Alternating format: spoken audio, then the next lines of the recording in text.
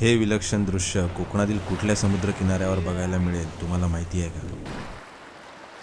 आणि ह्या समुद्रकिनाऱ्यावरील कोरलवर उभे राहून तुम्ही फोटोग्राफीचा भन्नाट अनुभव घेऊ शकता। देवबागवरून या बीचवर जाण्यासाठी एक सोपा मार्ग आज मी तुम्हाला सांगणार आहे। तारकर्ली देवबाग रोडवर विठ्ठल मंदिर बस स्टॉप आहे। या बस स्टॉपच्या उजवीकडे पेडणेकरांची होडी आहे।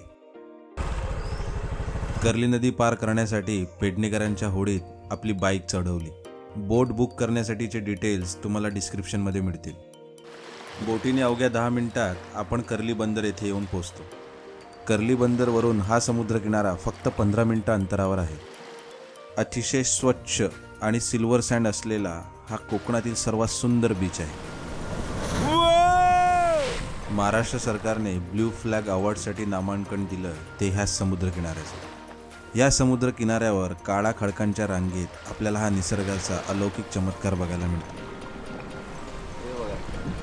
इकडून लाट आली की इकडे मजा बघा। निसर्गाच्या सर्व आशीर्वादांचा वर्षाव झालेला भोगवे समुद्रकिनारा। वेंगुर्ले तालुक्यातील अतिशय शांत आणि विलोभनीय असणारा हा समुद्रकिनारा तुम्हाला कसा वाटला कमेंट करून नक्की सांगा। आणि माहिती आवडली असेल तर नक्की शेअर करा।